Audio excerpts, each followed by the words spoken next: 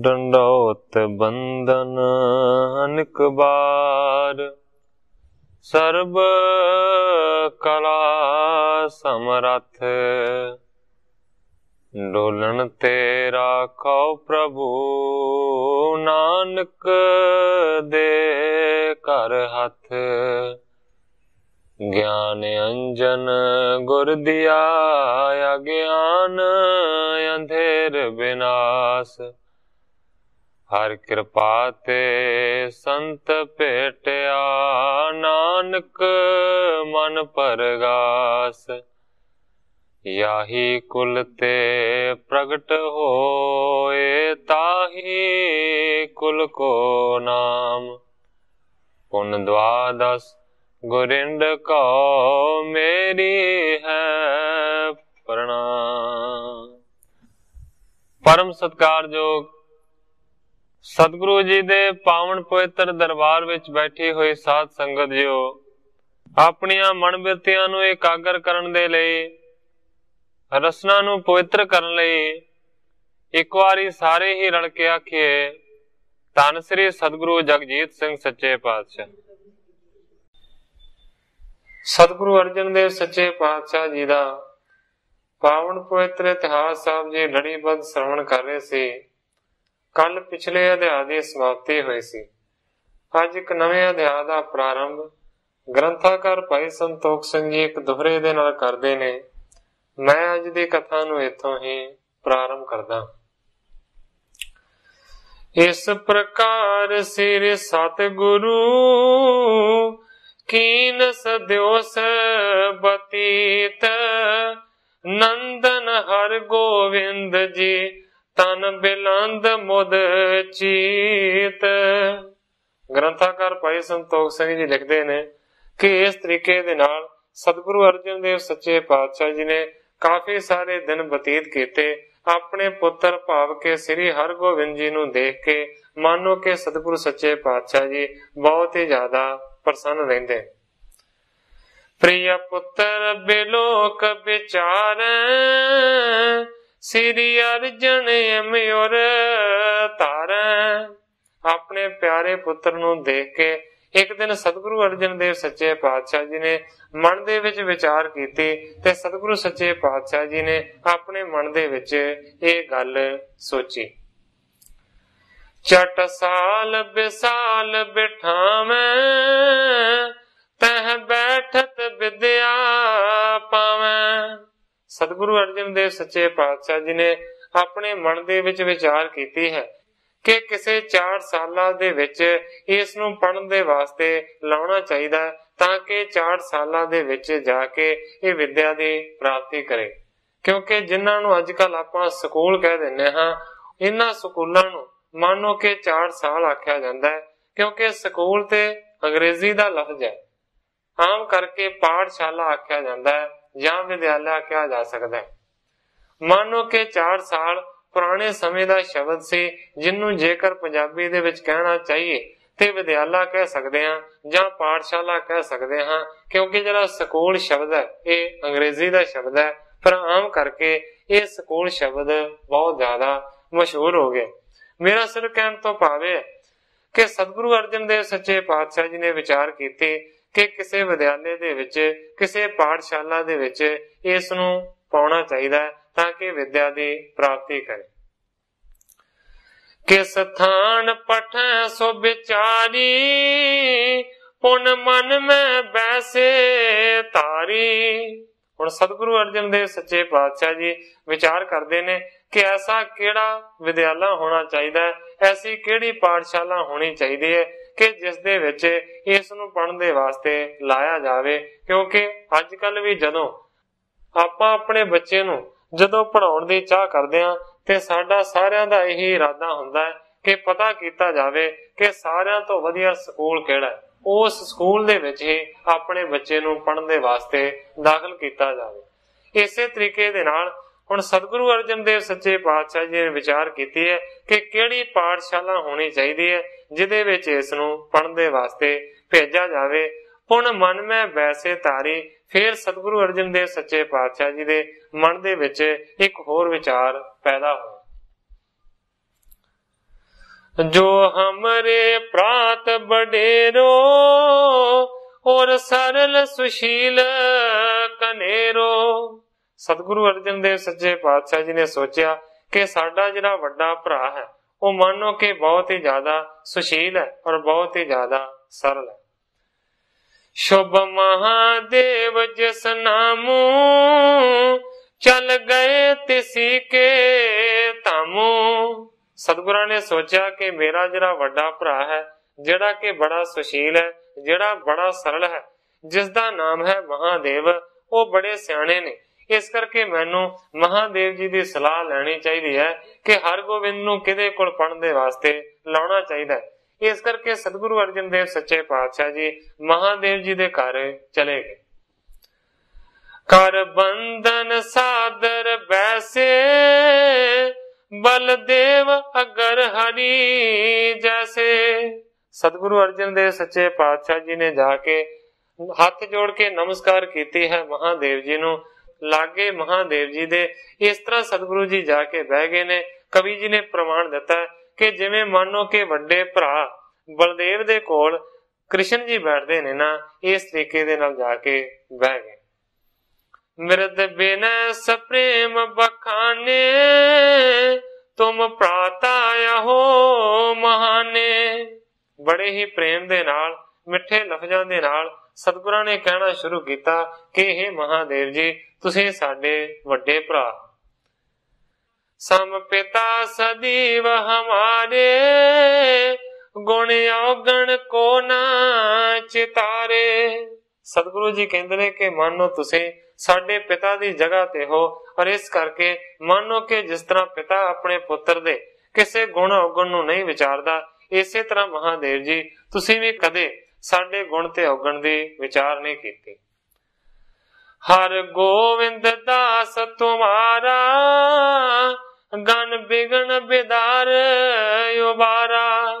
ਕਹਿੰਦੇ ਨੇ ਕਿ ਜੋ ਹਰ ਗੋਬਿੰਦ ਹੈ ਇਹ ਤੁਹਾਡਾ ਦਾਸ ਹੈ। ਮੰਨੋ ਕਿ ਬਹੁਤੇ ਸਾਰੇ ਵੱਡੇ ਵੱਡੇ ਵਿਗਨਾਂ ਤੋਂ ਤੁਸੀਂ ਕਿਰਪਾ ਕਰਕੇ ਇਸ ਨੂੰ ਉਭਾਰਿਆ ਹੈ, ਇਸ ਨੂੰ ਬਚਾਇਆ।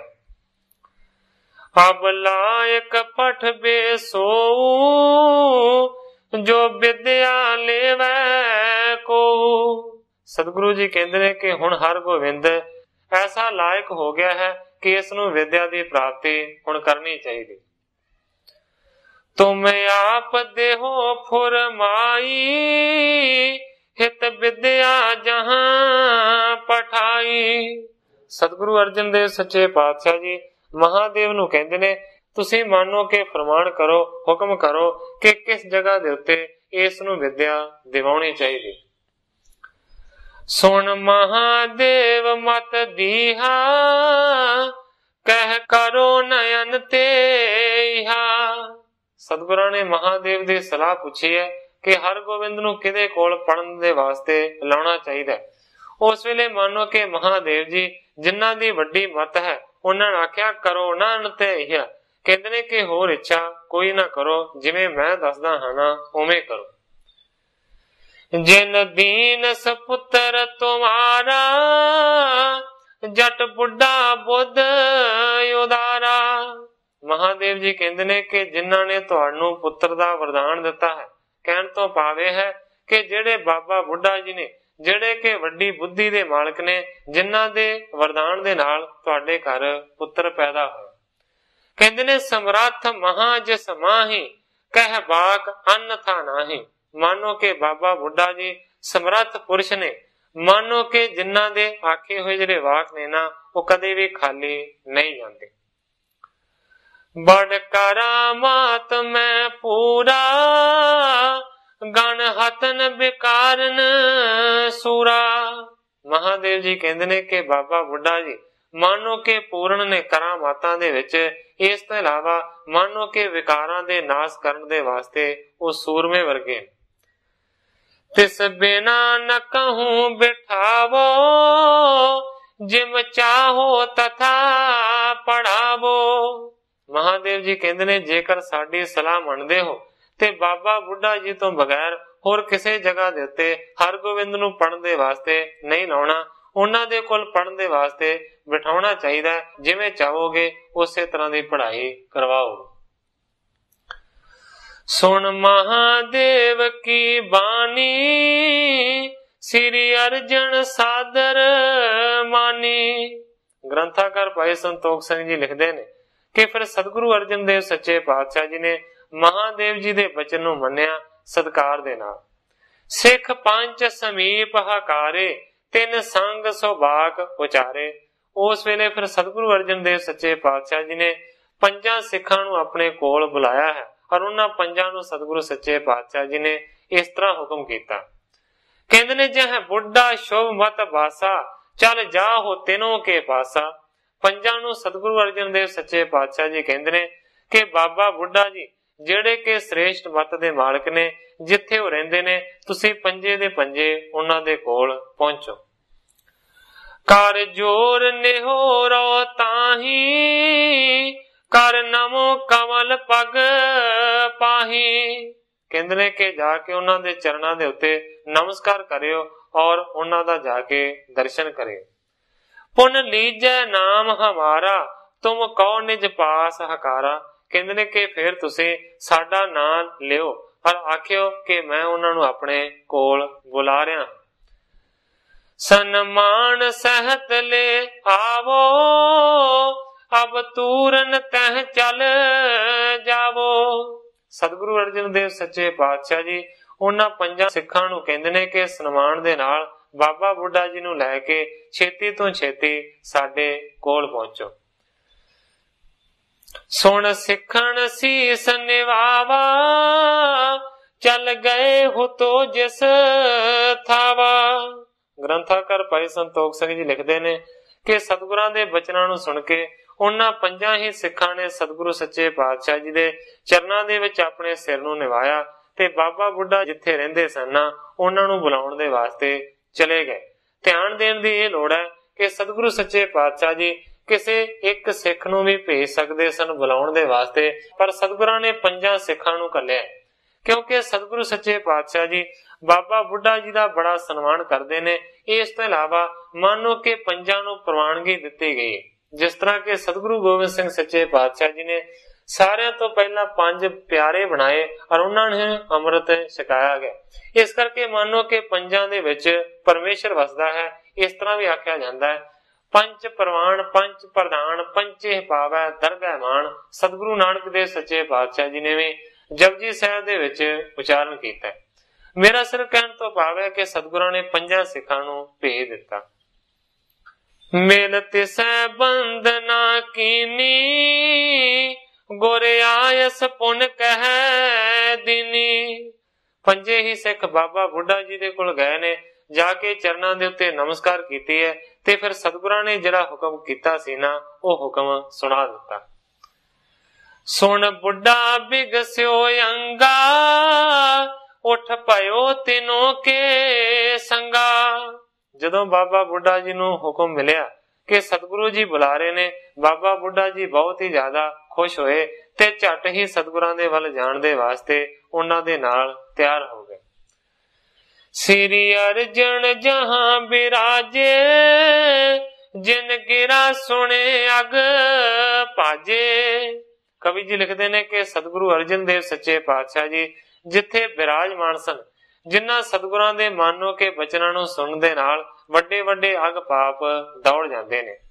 ਤਾਂ ਬੁੱਢਾ ਚੱਲ ਕਰ ਆਇਓ ਪਦ ਪੰਕਜ ਸੀਸ ਨਿਵਾਇਓ। ਬਾਬਾ ਬੁੱਢਾ ਜੀ ਸਤਿਗੁਰਾਂ ਦੇ ਕੋਲ ਚੱਲ ਕੇ ਆਏ ਨੇ, ਆਣ ਕੇ ਚਰਨ ਕਮਲਾਂ ਦੇ ਉੱਤੇ ਸਿਰ ਨਿਵਾਇਆ। ਗੁਰ ਦੇਖ ਤਬੈ ਹੋਏ ਠਾਂਡੇ ਸਨਮਾਨਤ ਆਨੰਦ ਬਾਡੇ। ਜਦੋਂ ਹੀ ਬਾਬਾ ਬੁੱਢਾ ਜੀ ਆਏ ਤੇ ਸਤਿਗੁਰੂ ਸੱਚੇ ਪਾਤਸ਼ਾਹ ਜੀ ਉੱਠ ਕੇ ਸਨਮਾਨ ਦੇ ਵਾਸਤੇ ਖੜੇ ਹੋ ਗਏ। ਸਤਿਗੁਰੂ ਸੱਚੇ ਪਾਤਸ਼ਾਹ ਜੀ ਨੇ ਬਾਬਾ ਬੁੱਢਾ ਜੀ ਦਾ ਬੜਾ ਸਨਮਾਨ ਕੀਤਾ ਔਰ ਖੁਸ਼ ਹੋਏ। ਤਨ ਕੁਸ਼ਲ ਆਨੰਦ ਤੁਮਾਰੇ ਚਿਤ ਪ੍ਰਭੂ ਸੋ ਰਚਿਓ ਉਦਾਰੇ। ਸਤਿਗੁਰੂ ਅਰਜਨ ਦੇਵ ਸੱਚੇ ਪਾਤਸ਼ਾਹ ਜੀ ਕਹਿੰਦੇ ਨੇ, हे ਬਾਬਾ ਜੀ, ਪ੍ਰਭੂ ਦੇ ਨਾਲ ਤੁਹਾਡਾ ਹਮੇਸ਼ਾ ਚਿੱਤ ਜੁੜਿਆ ਰਹਿੰਦਾ ਹੈ। ਤਨ ਕੁਸ਼ਲ ਆਨੰਦ ਤੁਮਾਰੇ, हे ਬਾਬਾ ਜੀ, ਕੀ ਤੁਸੀਂ ਰਾਜੀ ਖੁਸ਼ੀ ਹੋ? ਉਪਕਾਰ ਹੇਤ ਤੁਮ ਦੇਹਾ ਔਰ ਆਤਮ ਗਿਆਨ ਅਛੇਹਾ। ਸਤਿਗੁਰੂ ਸੱਚੇ ਪਾਤਸ਼ਾਹ ਜੀ ਕਹਿੰਦੇ ਨੇ ਕਿ हे ਬਾਬਾ ਜੀ, ਤੁਹਾਡੀ ਜਿਹੜੀ ਦੇਹ ਹੈ ਨਾ, ਇਹ ਉਪਕਾਰ ਕਰਨ ਦੇ ਵਾਸਤੇ ਹੈ, ਔਰ ਤੁਹਾਡੇ ਹਿਰਦੇ ਦੇ ਵਿੱਚ ਜਿਹੜਾ ਆਤਮਾ ਦਾ ਗਿਆਨ ਹੈ ਨਾ, ਉਹ ਹਮੇਸ਼ਾ ਵਾਸਤੇ ਸਥਿਰ ਹੈ। ਸੁਣ ਬੁੱਢੇ ਬਾਕ ਬਖਾਨਾ, ਤਨ ਮਾਨੁਖ ਤੁਮਨੇ ਠਾਨਾ। ਜਦੋਂ ਸਤਿਗੁਰਾਂ ਨੇ ਇਸ ਤਰ੍ਹਾਂ ਦੇ ਬਚਨ ਕੀਤੇ ਤੇ ਬਾਬਾ ਬੁੱਢਾ ਜੀ ਹੱਥ ਜੋੜ ਕੇ ਕਹਿੰਦੇ ਨੇ, ਤਨ ਮਾਨੁਖ ਤੁਮਨੇ ਠਾਨਾ, ਇਹ ਸੱਚੇ ਪਾਤਸ਼ਾਹ, ਤੁਸੀਂ ਮੰਨੋ ਕਿ ਮਨੁੱਖਾ ਸਰੀਰ ਨੂੰ ਧਾਰਨ ਕੀਤਾ ਹੈ। ਜਗ ਜਾਤ ਨਰਕ ਦੁੱਖ ਪਾਏ, ਤਿਨ ਹੇਤ ਉਦਾਹਰਣ ਆਏ। ਮੰਨੋ ਕਿ ਤੁਸੀਂ ਇਹ ਦੇਖਿਆ ਕਿ ਮੰਨੋ ਨਰਕਾਂ ਨੂੰ ਜੀਵ ਤੁਰੇ ਜਾਂਦੇ ਨੇ, ਇਸ ਕਰਕੇ ਉਹਨਾਂ ਦਾ ਉਧਾਰ ਕਰਨ ਦੇ ਵਾਸਤੇ, ਉਹਨਾਂ ਦਾ ਪਾਰ ਉਤਾਰਾ ਕਰਨ ਦੇ ਵਾਸਤੇ ਤੁਸੀਂ ਮਾਤ ਲੋਕ ਦੇ ਉੱਤੇ ਆਪਣੇ ਸਰੀਰ ਨੂੰ ਧਾਰਨ ਕਰਕੇ ਆਏ। ਛਪ ਰਹੇ ਅਲਪ ਮਤ ਹੀ ਤੇ, ਬੁੱਧਵੰਤ ਲਖੈ ਸਭ ਚੀਤੇ। ਬਾਬਾ ਬੁੱਢਾ ਜੀ ਕਹਿੰਦੇ ਨੇ ਕਿ ਥੋੜੀ ਬੁੱਧੀ ਵਾਲਿਆਂ ਤੋਂ ਤੁਸੀਂ ਛੁਪੇ ਹੋਏ ਹੋ, ਪਰ ਜਿਹੜੇ ਸ੍ਰੇਸ਼ਟ ਬੁੱਧੀ ਦੇ ਮਾਲਕ ਨੇ, ਉਹ ਤੁਹਾਡੇ ਚਰਿੱਤਰਾਂ ਨੂੰ ਔਰ ਤੁਹਾਨੂੰ ਚੰਗੇ ਤਰੀਕੇ ਦੇ ਨਾਲ ਜਾਣਦੇ ਨੇ। ਗੁਰ ਤਬੈ ਪ੍ਰਸਾਦ ਮੰਗਾਇਓ, ਮਨ ਪੰਚ ਤੋਲ ਕਰ ਲਿਆਇਓ। ਉਸ ਵੇਲੇ ਫਿਰ ਸਤਿਗੁਰੂ ਅਰਜਨ ਦੇਵ ਸੱਚੇ ਪਾਤਸ਼ਾਹ ਜੀ ਨੇ ਹੁਕਮ ਕਰਕੇ ਪ੍ਰਸ਼ਾਦ ਮੰਗਾ ਲਿਆ ਹੈ। ਕਵੀ ਜੀ ਲਿਖਦੇ ਨੇ, ਮਨ ਪੰਚ ਤੋਲ ਕਰ ਲਿਆਇਓ, 5 ਮਣ ਤੋਲ ਕੇ ਪ੍ਰਸ਼ਾਦ ਮੰਗਵਾਇਆ ਗਿਆ। ਰਖ ਬੁੱਢੇ ਪ੍ਰਾਤ ਅਗੇਰੇ, ਸ਼ੁਭ ਬਾਕ ਪਨੇ ਤਿਸ ਬੇਰੇ। ਇੱਕ ਬਹੁਤ ਵੱਡੀ ਸਾਰੀ ਪ੍ਰਾਤ ਦੇ ਵਿੱਚ ਕੜਾਹ ਪ੍ਰਸ਼ਾਦ ਨੂੰ ਰੱਖਿਆ ਗਿਆ ਤੇ ਸਤਿਗੁਰੂ ਸੱਚੇ ਪਾਤਸ਼ਾਹ ਜੀ ਨੇ ਫਿਰ ਬਾਬਾ ਜੀ ਨੂੰ ਇਸ ਤਰ੍ਹਾਂ ਹੁਕਮ ਕੀਤਾ, ਕਹਿੰਦੇ ਨੇ, ਇਹ ਸਕਲ ਪ੍ਰਸਾਦ ਵਰਤਾਓ, ਹਰ ਗੋਬਿੰਦ ਆਪ ਪੜਾਓ। ਬਾਬਾ ਜੀ, ਇਹ ਸਾਰੇ ਦਾ ਸਾਰਾ ਪ੍ਰਸ਼ਾਦ ਸੰਗਤ ਦੇ ਵਿੱਚ ਵਰਤਾ ਦਿਓ ਔਰ ਹਰ ਗੋਬਿੰਦ ਨੂੰ ਤੁਸੀਂ ਆਪ ਪੜਾਓ। ਗੁਰਮੁਖੀ ਸੁਵਿਦਿਆ ਦੀਜੈ, ਸਿਸ ਉਪਰ ਕਰੁਣਾ ਕੀਜੈ। ਸਤਿਗੁਰੂ ਅਰਜਨ ਦੇਵ ਸੱਚੇ ਪਾਤਸ਼ਾਹ ਜੀ ਬਾਬਾ ਬੁੱਢਾ ਜੀ ਨੂੰ ਕਹਿੰਦੇ ਨੇ ਕਿ ਇਸ ਹਰ ਗੋਬਿੰਦ ਨੂੰ ਗੁਰਮੁਖੀ ਵਿਦਿਆ ਦੇ ਵਿੱਚ ਪ੍ਰਵੀਨ ਕਰੋ, ਆਪਣਾ ਛੋਟਾ ਜਿਹਾ ਬਾਲਕ ਜਾਣ ਕੇ ਇਸ ਦੇ ਉੱਤੇ ਕਿਰਪਾ ਕਰੋ। ਕਿਉਂਕਿ ਜਿਹੜੀ ਪੰਜਾਬੀ ਭਾਸ਼ਾ ਹੈ ਉਸ ਨੂੰ ਬੋਲਿਆ ਜਾਂਦਾ ਹੈ, ਪਰ ਲਿਖਣ ਦੇ ਵਾਸਤੇ ਕਿਸੇ ਵੀ ਭਾਸ਼ਾ ਨੂੰ ਕਿਸੇ ਲਿਪੀ ਦਾ ਪ੍ਰਯੋਗ ਕਰਨਾ ਪੈਂਦਾ ਹੈ, ਲਿਪੀ ਨੂੰ ਵਰਤਣਾ ਪੈਂਦਾ ਹੈ। ਇਸੇ ਕਰਕੇ ਪੰਜਾਬੀ ਨੂੰ ਲਿਖਣ ਦੇ ਵਾਸਤੇ ਗੁਰਮੁਖੀ ਵਿਦਿਆ ਹੈ। ਜਿਸ ਤਰ੍ਹਾਂ ਕਿ ਊੜਾ ਐੜਾ, ਇਹ ਸਾਰੇ ਗੁਰਮੁਖੀ ਦੇ ਅੱਖਰ ਨੇ। ਇਸੇ ਤਰੀਕੇ ਦੇ ਨਾਲ ਜਿਹੜੀ ਹਿੰਦੀ ਹੈ ਉਸ ਨੂੰ ਬੋਲਿਆ ਜਾਂਦਾ ਹੈ, ਪਰ ਲਿਖਣ ਦੇ ਵਾਸਤੇ ਉਹਨੂੰ ਵੀ ਕਿਸੇ ਲਿਪੀ ਦਾ ਪ੍ਰਯੋਗ ਕਰਨਾ ਪੈਂਦਾ ਹੈ। ਜਿਹੜੀ ਹਿੰਦੀ ਭਾਸ਼ਾ ਹੈ ਉਸ ਨੂੰ ਲਿਖਣ ਦੇ ਵਾਸਤੇ ਦੇਵਨਾਗਰੀ ਲਿਪੀ ਲਿਖੀ ਜਾਂਦੀ ਹੈ, ਕਾ ਖਾ ਗਾ ਗਾ, ਇਹ ਉਸ ਦੇ ਅੱਖਰ ਨੇ। ਇਸੇ ਹੀ ਤਰੀਕੇ ਦੇ ਨਾਲ ਜੇਕਰ ਅੰਗਰੇਜ਼ੀ ਨੂੰ ਲਿਖਣਾ ਹੋਵੇ ਤਾਂ ਵੀ ਕਿਸੇ ਲਿਪੀ ਦੀ ਵਰਤੋਂ ਕਰਨੀ ਪਵੇਗੀ। ਅੰਗਰੇਜ਼ੀ ਦੇ ਵਾਸਤੇ ਜਿਹੜੀ ਨਿਯਤ ਲਿਪੀ ਹੈ ਨਾ, ਉਸ ਨੂੰ ਰੋਮਨ ਆਖਿਆ ਜਾਂਦਾ ਹੈ। ABCD ਇਹ ਉਸਦੇ ਸ਼ਬਦ ਨੇ, ਉਸਦੇ ਅੱਖਰ ਨੇ। ਮੇਰਾ ਸਿਰਫ ਕਹਿਣ ਤੋਂ ਭਾਵ ਹੈ ਕਿ ਸਤਿਗੁਰੂ ਅਰਜਨ ਦੇਵ ਸੱਚੇ ਪਾਤਸ਼ਾਹ ਜੀ ਨੇ ਆਖਿਆ ਬਾਬਾ ਜੀ ਨੂੰ ਕਿ ਬਾਬਾ ਜੀ, ਗੁਰਮੁਖੀ ਵਿਦਿਆ ਦੇ ਵਿੱਚ ਇਸ ਮੇਰੇ ਪੁੱਤਰ ਨੂੰ ਪ੍ਰਵੀਨ ਕਰ ਦਿਓ, ਸਿਆਣਾ ਕਰ ਦਿਓ। ਪੱਟੀ ਲਿਖ 35 ਸਾਰੀ, ਸਿਖਰਾਵੋ ਮੁਖੋਂ ਉਚਾਰੀ। ਬਾਬਾ ਜੀ ਫੱਟੀ ਦੇ ਉੱਤੇ 35 ਅੱਖਰ ਲਿਖ ਕੇ ਸਾਰੀ ਦੀ ਸਾਰੀ ਜਿਹੜੀ ਵਿਦਿਆ ਹੈ ਨਾ, ਉਹ ਮੂੰਹ ਤੋਂ ਵੀ ਕਹਿ ਕੇ ਸਿਖਾਓ। ਪੁਨ ਸਾਹਿਬ ਬੁੱਢੇ ਭਾਖਾ, ਮੈਂ ਜਾਟ ਘਾਸ ਕੋ ਰਾਖਾ। ਜਦੋਂ ਸਤਿਗੁਰੂ ਅਰਜਨ ਦੇਵ ਸੱਚੇ ਪਾਤਸ਼ਾਹ ਜੀ ਨੇ ਇਸ ਤਰ੍ਹਾਂ ਦੇ ਬਚਨ ਕੀਤੇ ਤੇ ਬਾਬਾ ਬੁੱਢਾ ਜੀ ਹੱਥ ਜੋੜ ਕੇ ਕਹਿੰਦੇ ਨੇ, हे ਸੱਚੇ ਪਾਤਸ਼ਾਹ, ਮੈਂ ਜਾਟ ਘਾਸ ਕੋ ਰਾਖਾ, ਮੈਂ ਤੇ ਜੱਟ ਹਾਂ ਔਰ ਸੱਚੇ ਪਾਤਸ਼ਾਹ ਘਾਹ ਦਾ ਰਾਖਾ। ਮੁਝ ਪੜਨੋ ਕਛੂ ਨਾ ਆਵੇ, ਕਿਆ ਜਾਨੋ ਕਹਾਂ ਪੜਾਵੇਂ। ਬਾਬਾ ਬੁੱਢਾ ਜੀ ਕਹਿੰਦੇ ਨੇ, ਸੱਚੇ ਪਾਤਸ਼ਾਹ, ਮੈਂ ਤੇ ਜੱਟ ਬੂਟ ਹਾਂ, ਮੈਨੂੰ ਤੇ ਸੱਚੇ ਪਾਤਸ਼ਾਹ ਕੁਝ ਪੜਨਾ ਨਹੀਂ ਆਉਂਦਾ, ਕੁਝ ਲਿਖਣਾ ਨਹੀਂ ਆਉਂਦਾ। ਸੱਚੇ ਪਾਤਸ਼ਾਹ, ਮੈਨੂੰ ਕੀ ਪਤਾ ਹੈ ਕਿ ਕਿਵੇਂ ਪੜਾਈਦਾ। जो आप पढ़े सो पढ़ाई, अनपढ़ क्या देह सिखाई। बाबा बुੱਢਾ जी कहते ने सच्चे पातशाह, ਜਿਹੜਾ ਮਨੁੱਖ ਆਪ ਪੜਿਆ ਹੋਵੇ ਉਹ ਕਿਸੇ ਹੋਰ ਨੂੰ ਪੜਾ ਸਕਦਾ, ਪਰ ਸੱਚੇ ਪਾਤਸ਼ਾਹ ਜਿਹੜਾ ਮਨੁੱਖ ਆਪ ਹੀ ਅਨਪੜ੍ਹ ਹੈ ਉਸਨੇ ਕਿਸੇ ਨੂੰ ਕੀ ਪੜਾਉਣਾ। श्री अर्जन सुन कर पाखें, तुम सकल शकत को रखें। ਜਦੋਂ ਬਾਬਾ ਜੀ ਨੇ ਇਸ ਤਰ੍ਹਾਂ ਦਾ ਬਚਨ ਕੀਤਾ ਤੇ ਸਤਿਗੁਰੂ ਅਰਜਨ ਦੇਵ ਸੱਚੇ ਪਾਤਸ਼ਾਹ ਜੀ ਕਹਿੰਦੇ ਨੇ ਤੁਮ ਸਕਲ ਸ਼ਕਤ ਕੋ ਰਾਖੇ। ਇਹ ਬਾਬਾ ਜੀ ਤੁਸੀਂ ਹਰ ਇੱਕ ਸ਼ਕਤੀ ਦੇ ਵਿੱਚ ਸਮਰੱਥ ਹੋ, ਸਾਰੀਆਂ ਸ਼ਕਤੀਆਂ ਤੁਹਾਡੇ ਵਿੱਚ ਨੇ। ਕਹਿੰਦੇ ਨੇ ਅਸ ਵਸਤ ਕੌਣ ਜਗ ਮਾਹੀ, ਜੋ ਤੁਮ ਕੋ ਆਵਤ ਨਾਹੀ। ਸਤਿਗੁਰੂ ਸੱਚੇ ਪਾਤਸ਼ਾਹ ਜੀ ਕਹਿੰਦੇ ਨੇ हे ਬਾਬਾ ਜੀ, ਐਸੀ ਦੁਨੀਆ ਦੇ ਉੱਤੇ ਕਿਹੜੀ ਚੀਜ਼ ਹੈ ਕਿ ਜਿਹੜੀ ਤੁਹਾਨੂੰ ਨਹੀਂ ਆਉਂਦੀ। ਨਾ ਆਏ ਜੋ ਹਿਰਦੈ ਤੁਮਾਰੇ, ਸੋ ਭਈ ਨ ਜਗਤ ਮਝਾਰੇ। ਸਤਿਗੁਰੂ ਅਰਜਨ ਦੇਵ ਸੱਚੇ ਪਾਤਸ਼ਾਹ ਜੀ ਬਾਬਾ ਬੁੱਢਾ ਜੀ ਨੂੰ ਕਹਿੰਦੇ ਨੇ ਕਿ ਦੁਨੀਆ ਦੇ ਵਿੱਚ ਐਸੀ ਅਜ ਤੱਕ ਕੋਈ ਚੀਜ਼ ਨਹੀਂ ਬਣੀ ਕਿ ਜਿਹਦੇ ਬਾਰੇ ਤੁਹਾਨੂੰ ਕੋਈ ਗਿਆਨ ਨਾ ਹੋਵੇ। हे ਬਾਬਾ ਜੀ, ਤੁਹਾਨੂੰ ਸਾਰਾ ਕੁਝ ਆਉਂਦਾ ਹੈ। ਹੁਣ ਇਹ ਜਿਹੜੀ ਗੱਲ ਹੈ ਨਾ, ਦੋ ਤਰਫੀ ਲੱਗ ਜਾਂਦੀ ਹੈ। ਇੱਕ ਤੇ ਇਸ ਤਰ੍ਹਾਂ ਮੰਨ ਲਿਆ ਜਾਂਦਾ ਹੈ ਕਿ ਮਾਨੋ ਬਾਬਾ ਜੀ ਨੂੰ ਸਾਰਾ ਕੁਝ ਆਉਂਦਾ ਹੈ, ਇਸ ਕਰਕੇ ਪ੍ਰਸ਼ੰਸਾ ਦੇ ਵਿੱਚ ਸਤਿਗੁਰੂ ਅਰਜਨ ਦੇਵ ਸੱਚੇ ਪਾਤਸ਼ਾਹ ਜੀ ਇਸ ਤਰ੍ਹਾਂ ਦੇ ਬਚਨ ਕਹਿੰਦੇ ਨੇ। ਤੇ ਜੇਕਰ ਦੂਸਰੇ ਪਾਸੇ ਵੀ ਗੱਲ ਨੂੰ ਲਾਇਆ ਜਾਵੇ ਤੇ ਮਾਨੋ ਜਿਵੇਂ ਜਿਵੇਂ ਆਖੀ ਜਾਂਦੇ ਨੇ ਨਾ, ਤਿਵੇਂ ਤਿਵੇਂ ਮਾਨੋ ਕਿ ਬਾਬਾ ਜੀ ਦੇ ਹਿਰਦੇ ਦੇ ਵਿੱਚ ਹਰ ਇੱਕ ਚੀਜ਼ ਦਾ ਗਿਆਨ ਹੁੰਦਾ ਜਾਂਦਾ। ਜੋ ਭਾਈ ਪਰਪੰਚ ਮੱਦੇ, ਸੋ ਤੁਮੈ ਬਿਦਤ ਸਭ ਸੁਦੇ। ਸਤਿਗੁਰੂ ਅਰਜਨ ਦੇਵ ਸੱਚੇ ਪਾਤਸ਼ਾਹ ਜੀ ਕਹਿੰਦੇ ਨੇ ਦੁਨੀਆ ਦਾ ਜਿੰਨਾ ਵੀ ਇਹ ਪ੍ਰਪੰਚ ਪਸਾਰਾ ਹੈ ਨਾ, ਇਸ ਦੇ ਵਿੱਚ ਜੋ ਵੀ ਕੁਝ ਹੈ ਬਾਬਾ ਜੀ ਤੁਹਾਨੂੰ ਹਰ ਇੱਕ ਦੀ ਖਬਰ ਹੈ, ਹਰ ਇੱਕ ਦੀ ਸੁਧ ਹੈ। ਨਹੀਂ ਕੀਜੈ ਅਪਰ ਵਲਾਉ, ਸਰਬਾਗ ਤਤਾਗ ਸਦਾਉ। ਸਤਿਗੁਰੂ ਸੱਚੇ ਪਾਤਸ਼ਾਹ ਜੀ ਕਹਿੰਦੇ ਨੇ ਨਿਮਰਤਾ ਦੇ ਨਾਲ ਨਾ ਟਾਲੋ ਇਸ ਤਰ੍ਹਾਂ ਦੀਆਂ ਗੱਲਾਂ ਕਹਿ ਕੇ, ਸਰਬਾਗ ਤਤਾਗ ਸਦਾਉ। ਮਾਨੋ ਕਿ ਸਭ ਕੁਝ ਜਾਣਨ ਵਾਲੇ ਤੇ ਤਤ ਨੂੰ ਜਾਣਨ ਵਾਲੇ ਤੁਸੀਂ ਸਵੈਮ ਹੋ। ਸ਼ੁਭ ਦਿਓ ਸਮਹੂਰਤ ਆਜੂ, ਜੋ ਕਰੇ ਸੋ ਪੁਰਵੈ ਕਾਜੂ। ਸਤਿਗੁਰੂ ਅਰਜਨ ਦੇਵ ਸੱਚੇ ਪਾਤਸ਼ਾਹ ਜੀ ਕਹਿੰਦੇ ਨੇ ਅੱਜ ਦਾ ਤੇ ਹੁਣ ਦਾ ਹੀ ਜਿਹੜਾ ਮੁਹੂਰਤ ਹੈ ਨਾ, ਉਹ ਸਾਰਿਆਂ ਤੋਂ ਚੰਗਾ ਹੈ, ਜਿਹੜਾ ਕਿ ਮਾਨੋ ਆਸਾਂ ਨੂੰ ਪੂਰਨ ਕਰਨ ਵਾਲਾ ਹੈ। ਇੱਥੇ ਮੁਹੂਰਤ ਦਾ ਅਰਥ ਉਹ ਸ਼ੁਭ ਸਮਾਂ ਨਹੀਂ ਹੈ ਜੋ ਤਾਰਿਆਂ ਤੇ ਨਛੱਤਰਾਂ ਦੀ ਗਿਣਤੀ ਤੋਂ ਨਿਯਤ ਕੀਤਾ ਜਾਂਦਾ ਹੈ। ਅੱਗੇ ਜਾ ਕੇ ਇਸ ਦਾ ਖੁਲਾਸਾ ਹੋਵੇਗਾ। ਕਹਿ ਸ੍ਰੀ ਗੁਰ ਨਾਨਕ ਨਾਮੂ, ਦੇਹੋ ਵਿਦਿਆ ਅਭਿ ਅਭਿਰਾਮੂ। ਸਤਿਗੁਰੂ ਜੀ ਕਹਿੰਦੇ ਨੇ हे ਬਾਬਾ ਜੀ, ਸਤਿਗੁਰੂ ਨਾਨਕ ਦੇਵ ਸੱਚੇ ਪਾਤਸ਼ਾਹ ਜੀ ਦੇ ਨਾਮ ਦਾ ਉਚਾਰਨ ਕਰੋ ਔਰ ਜਿਹੜੀ ਸੋਹਣੀ ਵਿਦਿਆ ਹੈ ਨਾ, ਉਸ ਨੂੰ ਹਰਗੋਬਿੰਦ ਨੂੰ ਪੜਾਓ। ਜਸ ਸਤਿਗੁਰ ਜਬੈ ਬਖਾਨਾ, ਤਬ ਬੁੱਢੇ ਸਾਹਿਬ ਮਾਨਾ।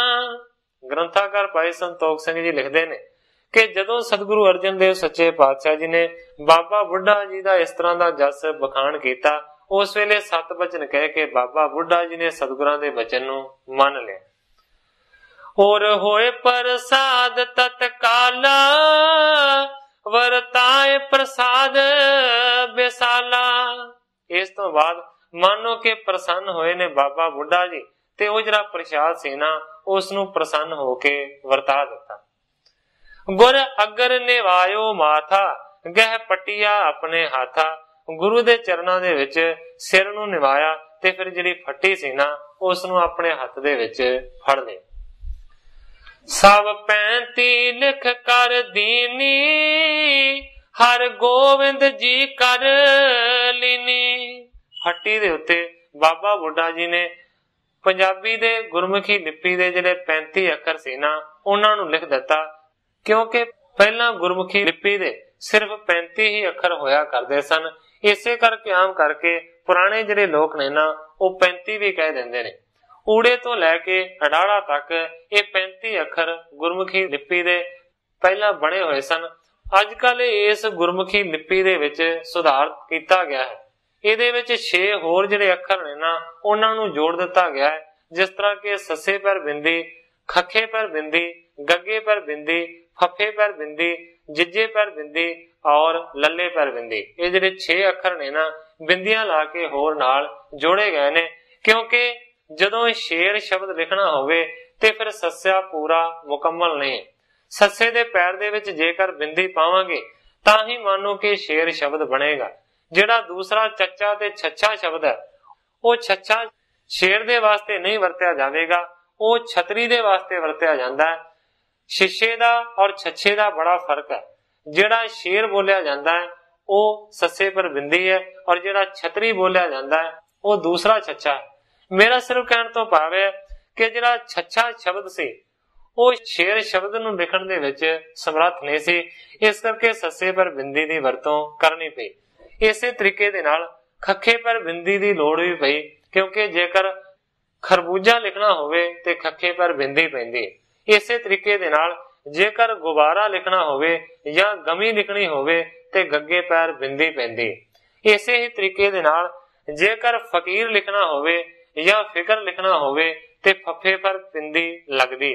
ਇਸੇ ਹੀ ਤਰੀਕੇ ਦੇ ਨਾਲ ਜੇਕਰ ਜ਼ੰਜੀਰ ਲਿਖਣਾ ਹੋਵੇ, ਜੇਕਰ ਜ਼ੁਲਮ ਲਿਖਣਾ ਹੋਵੇ ਤੇ ਜੱਜੇ ਦੇ ਪੈਰ ਬਿੰਦੀ ਲੱਗਦੀ।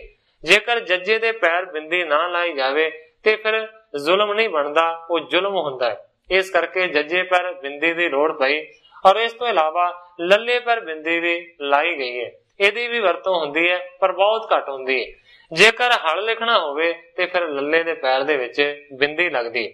ਮੇਰਾ ਸਿਰਫ ਸਾਰੀ ਗੱਲ ਕਹਿਣ ਤੋਂ ਭਾਵ ਹੈ ਕਿ ਪਹਿਲਾਂ ਗੁਰਮੁਖੀ ਲਿਪੀ ਦੇ 35 ਅੱਖਰ ਹੁੰਦੇ ਸਨ, ਹੁਣ ਸੁਧਾਰ ਕਰਕੇ 6 ਹੋਰ ਜੋੜ ਕੇ 41 ਅੱਖਰ ਬਣਾ ਦਿੱਤੇ ਗਏ ਹਨ। ਪਰ ਗ੍ਰੰਥਾਕਾਰ ਭਾਈ ਸੰਤੋਖ ਸਿੰਘ ਜੀ ਨੇ ਜਿਸ ਵੇਲੇ ਦੀ ਘਟਨਾ ਨੂੰ ਬਿਆਨ ਕੀਤਾ ਉਸ ਵੇਲੇ ਮੰਨੋ ਕਿ 35 ਹੀ ਅੱਖਰ ਸਨ।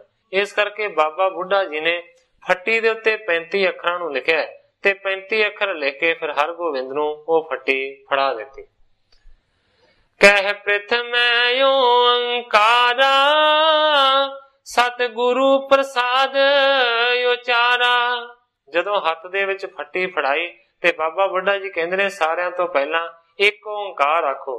ਉਸੇ ਵੇਲੇ ਹਰਗੋਬਿੰਦ ਨੇ ਇੱਕ ਓੰਕਾਰ ਆਖਿਆ, ਸਤਿਗੁਰੂ ਪ੍ਰਸਾਦ ਉਚਾਰਾ, ਤੇ ਅੱਗੇ ਬਾਬਾ ਜੀ ਕਹਿੰਦੇ ਨੇ ਆਖ ਸਤਿਗੁਰੂ ਪ੍ਰਸਾਦ। ਫਿਰ ਹਰਗੋਬਿੰਦ ਜੀ ਨੇ ਸਤਿਗੁਰੂ ਪ੍ਰਸਾਦ ਆਖਿਆ। ਕਹਿਣ ਤੋਂ ਭਾਵ ਹੈ ਇੱਕ ਓੰਕਾਰ ਸਤਿਗੁਰ ਪ੍ਰਸਾਦ ਇਸ ਤਰ੍ਹਾਂ ਆਖਿਆ, ਕਿਉਂਕਿ ਸਤਿਗੁਰੂ ਪ੍ਰਸਾਦ ਦਾ ਮਤਲਬ ਹੁੰਦਾ ਹੈ ਸਤਿਗੁਰੂ ਦੀ ਕਿਰਪਾ। ਸਭ ਅੱਖਰ ਯਾਦ ਓਕਾਰਾ ਪਠ ਲੀਨੇ ਅੰਤ ਡਕਾਰਾ। ਊੜਾ ਅੱਖਰ ਤੋਂ ਲੈ ਕੇ ਰਾੜੇ ਤੱਕ 35 ਅੱਖਰ ਬਾਬਾ ਬੁੱਢਾ ਜੀ ਨੇ ਫੱਟੀ ਦੇ ਉੱਤੇ ਲਿਖੇ ਸਨ। ਮਾਨੋ ਕਿ 35 ਦੇ 35 ਅੱਖਰ ਉਸੇ ਵੇਲੇ ਊੜੇ ਤੋਂ ਲੈ ਕੇ ਰਾੜੇ ਤੱਕ ਹਰਗੋਬਿੰਦ ਜੀ ਨੇ ਪੜ੍ਹ ਲਏ।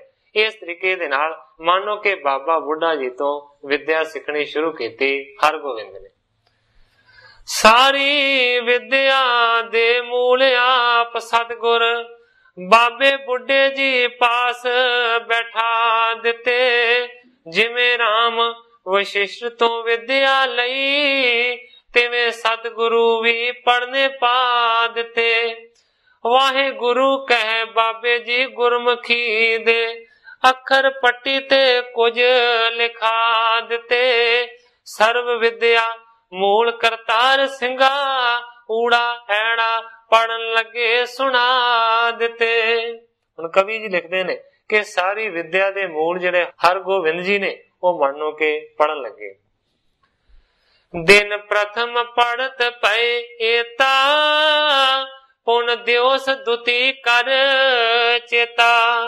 ਮਾਨੋ ਕਿ ਇੱਕ ਦਿਨ ਦੇ ਵਿੱਚ ਸਾਰਾ ਊੜਾ ਐੜਾ ਯਾਦ ਕਰ ਲਿਆ ਹੈ, ਪੜ ਲਿਆ ਹੈ ਹਰਗੋਬਿੰਦ ਜੀ ਨੇ। ਫਿਰ ਅੱਗੇ ਦੂਸਰਾ ਦਿਨ ਚੜਿਆ। ਪਠ ਲੀਨ ਮੁਹਾਰਨ ਸਾਰੀ ਲਗ ਲਾਗੇ ਜਥਾ ਉਚਾਰੀ। ਫਿਰ ਦੂਸਰੇ ਦਿਨ ਸਾਰੀ ਦੀ ਸਾਰੀ ਮੁਹਾਰਣੀ ਪੜ ਲਈ ਹੈ। ਮਾਨੋ ਕਿ ਜਿਸ ਤਰੀਕੇ ਦੇ ਨਾਲ ਲਗਾ ਮਾਤਰਾ ਦੇ ਨਾਲ ਕੋਈ ਸ਼ਬਦ ਬਿਆਨ ਕੀਤਾ ਜਾਂਦਾ। ਦਿਨ ਤ੍ਰਿਤੀਏ ਪਾਵਤ ਨਾਵੇਂ ਜਿਮ ਬੁੱਢਾ ਬਾਕ ਅਲਾਵੇਂ। ਤੀਸਰੇ ਦਿਨ ਫਿਰ ਅੰਕਾਂ ਨੂੰ ਲਿਖਣ ਲੱਗੇ ਨੇ, ਗਿਣਤੀ ਲਿਖਣ ਲੱਗੇ ਨੇ। ਜਿਸ ਤਰ੍ਹਾਂ ਬਾਬਾ ਬੁੱਢਾ ਜੀ ਕਹਿੰਦੇ ਨੇ, ਸਿਖਾਉਂਦੇ ਨੇ, ਉਸੇ ਤਰੀਕੇ ਦੇ ਨਾਲ ਕਹਿੰਦੇ ਜਾਂਦੇ ਨੇ ਔਰ ਸੁਣਦੇ ਜਾਂਦੇ ਨੇ।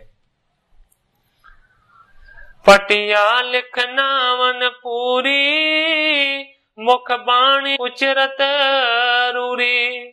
ਸੋਹਣੇ ਮੂੰਹ ਤੋਂ ਬਚਨ ਕਰਦੇ ਨੇ ਔਰ ਫੱਟੀ ਸਾਰੀ ਦੀ ਸਾਰੀ अंकां दे नाल गिनती दे नाल लिख के भरपूर कर दिते। इत्थे भी जिक्रयोग गल यह है कि जिहड़ी अजकल जिहड़ी गिनती है ना, जिहड़ी पढ़ाई जाती है स्कूलों दे विच, वो जिहड़ी गिनती है ना, वो पंजाबी दी गिनती नहीं है। जिस तरीके दे नाल एक दो बच्चों नूं पंजाबी कह के लिखाया जाता है, वो जिहड़ा एक दो है ना, वो पंजाबी दा नहीं है, वो गुरमुखी दा नहीं है। क्योंकि जेकर आपां वेखीए आदि ग्रंथ के पन्नियां नूं या दसम ग्रंथ के पन्नियां नूं जां जिहड़ी इस वेले मैं पोथी सामने रखी हुई है, इहदे उत्ते जिहड़े अंक लिखे हुए ने ना, इहदे उत्ते जिहड़ी गिनती लिखी हुई है ना, यह है पंजाबी दी गिनती। माफ करना, ये जो बोर्ड लग्या होया जिहदे उत्ते लिखिया होया सूरज उदय होने का समा इन्ने वज के इन्ने मिनट, और इस तो इलावा वार शुरू इन्ने वज के इन्ने मिनट ते होवेगी, इन्ने वज के इन्ने समय ते समाप्त होवेगी। ये भी जिहड़े अखर लिखे हुए ने, ये पंजाबी दे नहीं हैं, ये अंग्रेजी दे अखर ने। मेरा सिर्फ कहण तो भाव है जिहड़ी पंजाबी दी गिनती है, वो ते लगदा है कि किसी भी स्कूल दे विच हुण पढ़ाई ही नहीं जाती। जिहड़ी एक दो वाली गिनती है ना, उन्हों ही पंजाबी करके मन लिया जाता है। मेरा सिर्फ सारी गल कहण तो भावे सी उस वेले जिहड़ी गिनती हरगोबिंद नूं सिखाई गई है ना, वो गिनती ये नहीं सी जिहड़ी कि आम अजकल प्रचलित है। गिनती हरगोबिंद नूं ये सिखाई गई सी जिहड़ी इस ग्रंथ दे उत्ते लिखी हुई है, या पुराने ग्रंथां दे विच लिखी हुई है, या कि आद ते दसम दी बाणी दे पन्नियां दे उत्ते लिखी हुई है। इस तरीके दे नाल ग्रंथाकार भाई संतोख सिंह जी लिखते हैं, पहले दिन ऊड़ा एड़ा पढ़ लिया, दूसरे दिन सारी दी सारी मुहारनी पढ़ ली, ते तीसरे दिन गिनती भी सीख ली। सब विद्या कारण जोई, लग पढ़न गुरमुखी सोई। मानो के जेड़े हरगोबिंद जी सारियां ही विद्या दे कारण ने, वो मानो के गुरमुखी नूं इस तरीके दे नाल पढ़न लगे। तन मानख धारियो जैसे, निर्वाह स्वांग कहो तैसे। क्योंकि हरगोबिंद जी ने मनुखा शरीर नूं धारण कीता होया, इस करके उस स्वांग नूं लीला नूं पूरा करके दिखाउंदे। पुन पोथी पढ़न सो लागे, सब देखत अचरज पागे। चौथे दिन मानो के पोथी का पाठ करना हरगोबिंद जी ने शुरू कर दिता है। वेख वेख के सारे दे सारे बहुत ही ज्यादा हैरान होंदे ने। नहीं महिमा जिनो पछानी, तिन भई बुद्ध बिस्मानी। जेड़े मानो के सतगुरु सच्चे पातशाह जी दी वड्डी महिमा नूं नहीं पछाणदे, वो वेख के बहुत ही ज्यादा हैरान होए। कुछ देर न लागी ऐसे, जन पढ़े प्रथम पढ़ तैसे। ग्रंथाकार भाई संतोख सिंह जी लिखते ने, मानो के देरी नहीं लगी, इस तरह पढ़ते ने जिवें के पहला ही तुरों पढ़े होण। श्री अर्जन सुनत आनंदे, सुत बाचक भयो बिलंदे। थोड़े दिनों तो बाद सतगुरु अर्जन देव सच्चे पातशाह जी ने फिर उन्हां दा इम्तिहान लिया, उन्हां नूं सुनिया ते मानो के जानिया कि हुण मेरा पुत्र पढ़न योग हो गया। जो लेकर हाथ पढ़ावे, तत्काल सुबाच सुनावे। सतगुरु अर्जन देव सच्चे पातशाह जी जो भी अपने हथ दे विच लै के पढ़ाउंदे ने, उसे तरीके दे नाल झट ही पढ़ के सुना देंदे ने। पुन बहुत प्रसाद मंगायो, सब बुढ़े अगर रखायो। इस तो बाद सतगुरु सच्चे पातशाह जी ने बहुता सारा प्रसाद मंगाया ते सारा प्रसाद बाबा बुढ़ा जी दे अगे रख दिता। हर गोविंद पद पर डारा, गुर कीनस बुद्ध उदारा। हर गोविंद नूं बाबा बुढ़ा जी दे चरणां दे उत्ते मत्था टकाया ते सतगुरु जी कहंदे ने, गुर कीनस बुद्ध उदारा। मानो हे हर गोविंद, तेरी गुरु ने मानो के बुद्धि उदार कर दिती। सब विद्या हृदय बसाई, पे नमन तिसै अगवाई। सारी विद्या बाबा जी तुसी हरगोबिंद नूं सिखाई है। निमरता दे नाल बाबा बुढ़ा जी दे चरणां दे उत्ते हरगोबिंद जी ने नमस्कार कीते। सब संगत मैं बरतावा, पकवान महा मन पावा। सारी संगत दे विच कड़ा प्रसाद ते अनेकां प्रकार दे जिहड़े पकवान सी ना, वो मन पाउंदे वरताए गए। श्री अर्जन पुन धन लीना, गण दीनन दान जो दीना। सतगुरु अर्जन देव सच्चे पातशाह जी ने बहुता सारा धन लैके बहुत सारे गरीबां दे विच दीनां दे विच तकसीम कर दिता, वंड दिता। उत्साह कीन तिस काला लग दुंदव बजे विसाला। बहुत वड्डा खुशियां दा माहौल पैदा किया गया, उत्सव किया गया, छोटे ते वड्डे धौंसियां नूं वजाया गया। हर गोबिंद जी प्रिय लागे अवलोकत नर वड भागे। श्री हरगोबिंद जी बहुत ही ज्यादा प्यारे लग रहे ने, मानो कि जिन्हां मनुखां दे वड्डे भाग ने ना, वो हरगोबिंद दा दर्शन कर रहे ने। तब बुड्ढा जी अनुरागे और बिसरियो सब बैरागे। बाबा बुड्ढा जी मानो कि बहुत ही ज्यादा प्रेम दे विच आए ने, मानो के वैराग वाली दशा हो गई। पारे अंक बदने अवे लोके मन प्रेम रुकत नहीं रोके। बाबा बुड्ढा जी ने हरगोबिंद जी नूं अपनी जफ्फी दे विच ले लिया है। मन दे विच इन्ना ज्यादा प्रेम वधिया होया है कि जिहड़ा रोकिया भी नहीं रुकदा। और हित कर सूंगत माथा बर देत पायो हित साथा। मानो कि बड़े हित दे नाल, बड़े प्रेम दे नाल बाबा बुड्ढा जी ने हरगोबिंद जी दे मत्थे नूं चुम्या है ते फिर मानो के वरदान दिता। बड़ वीर कसो घट पाथा गर खड़ग धन खदरन हाथा। बाबा बुड्ढा जी कहंदे ने कि वड्डे सूरमे बनोगे, पत्थे नूं अपने मोढे दे नाल बन्नोगे, गले दे विच तलवार पहनोगे और मानो के हथ दे विच करड़ा धनुष फड़ोगे। रिप मारो कर कमसाना नहीं प्रत पट होवत आना। बाबा बुड्ढा जी वरदान देंदे ने कि वैरियां नूं कमसान दा युद्ध करके मार दोगे, मानो कि तुहाडे वर्गा होर कोई सूरमा नहीं होवे। कर संगर शतरन मारो जस पसरे विजय तुम्हारो। संगर करके, मैदाने जंग करके वैरियां दा नाश करोगे, उन्हां नूं मारोगे, तुहाडा जिहड़ा जित दा जस है ना, वो हर एक जगह दे उत्ते फैले। बल अतुल बाह बेसाला होए दीर्घ ढील कृपाला। कहंदे ने कि तुहाडीआं बाहां दा जिहड़ा जोर है ना, वो बहुत ज्यादा होवेगा, तुहाडा जिहड़ा शरीर है ना, बहुत ज्यादा वड्डी ढील डौल वाला होवेगा। इस तरह बाबा बुड्ढा जी ने वरदान दिते। जैसे रामचंद पर कौशक मुनिंद्र बार होए के प्रसन्न मन विद्या सिखाए कै। ग्रंथाकार भाई संतोख सिंह जी लिखते ने कि जिस तरह भगवान रामचंद्र जी नो मानो के विश्वामित्र जी ने विद्या भी सिखाई और मानो के प्रसन्न होके बहुत सारे वरदान भी देते। दिन बारे यार सब मंत्र सिरमौर जेते अखल पढ़ाए तात्काल चित चाहे के। बड़े वरदान देते और मानो के सिरमौर मंत्र भी दिते। सारा कुछ इसे तरीके दे नाल पढ़ाया, क्योंकि आम करके भगवान रामचंद्र जी दे जिहड़े विद्या गुरु सन उन्हां दा नाम सी विशिष्ट। भावें कि विशिष्ट जी तो बहुत सारी विद्या लई, पर इस तो इलावा विश्वामित्र जी ने भी बहुत सारी विद्या भगवान रामचंद्र जी नूं सिखाई सी। इस गल दा प्रमाण दिता है हुण हरगोबिंद जी दे वास्ते कवि जी लिखते ने कि उसे तरीके दे नाल बाबा बुड्ढा जी ने मानो के बहुत सारी विद्या सिखाई हरगोबिंद नूं।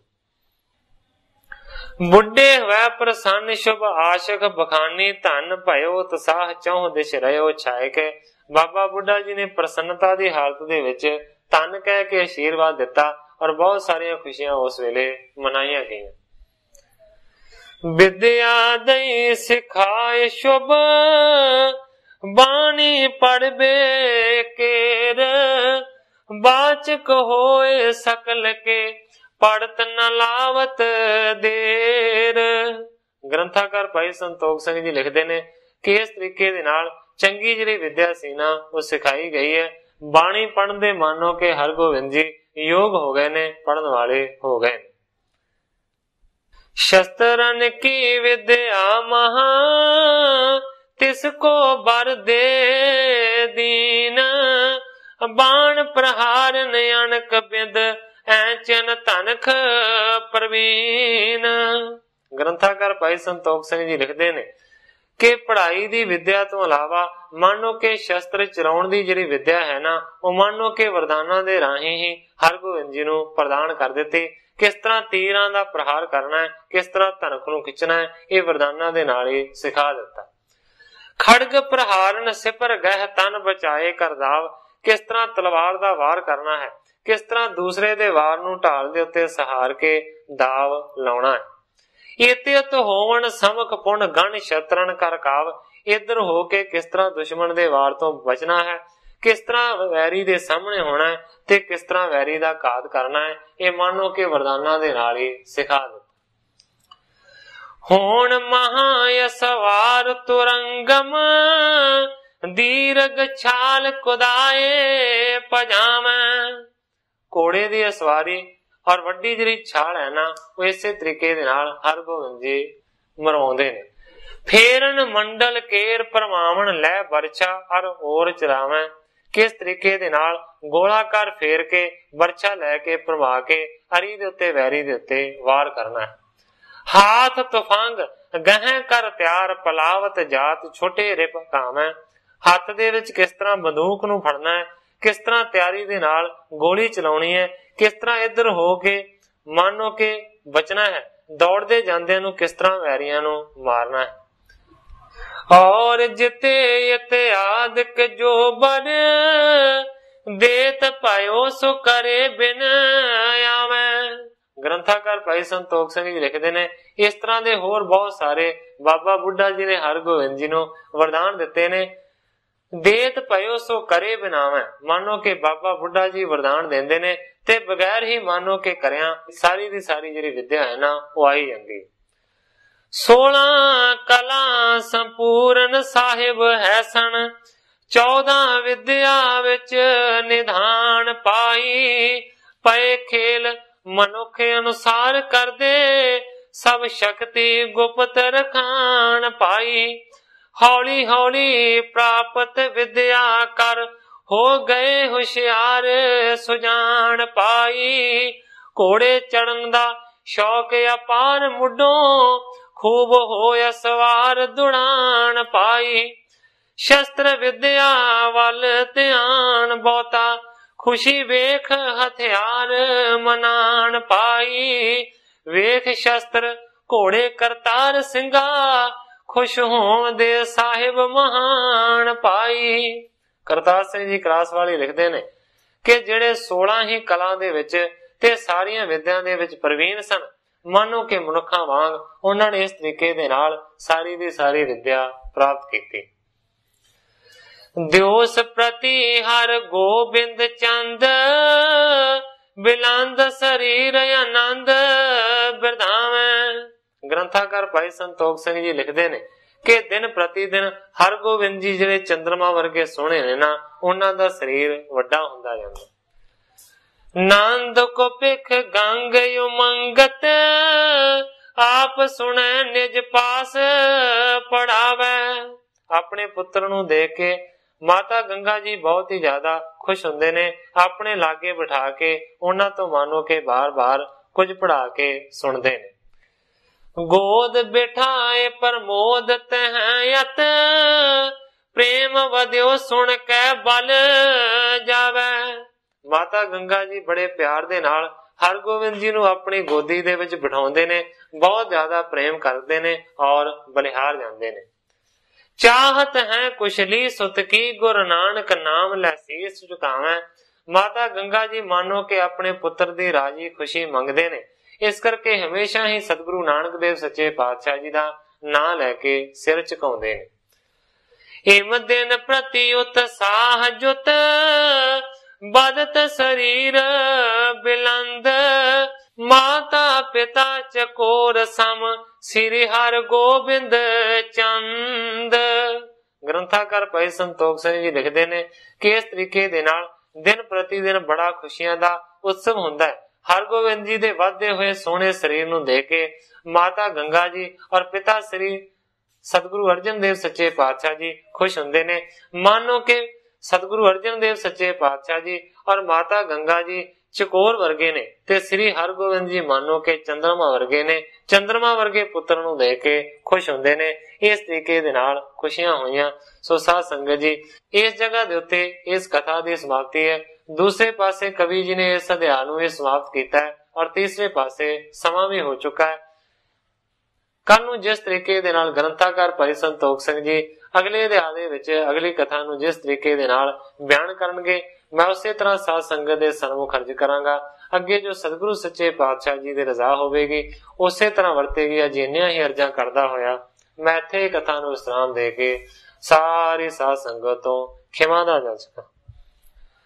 हे अच्युत हे पार ब्रह्म अविनाशी अगनास, हे पूरन हे सर्ब में दुख पंजन गुणतास, हे संगी हे निरंकार हे निर्गुण सब टेक, हे गोबिंद हे गुण निदान जाके सदा विवेक, हे अपरंपर हर हरे है पी हो अनहार, हे संतह कै सदा संग ने धारा आधार, हे ठाकुर हो दास रो मैं निर्गुण गुण नहीं कोय, नानक दीजै नाम दान राखो ही है परोय, याही कुल ते प्रगट होय ताही कुल को नाम, पुन द्वादश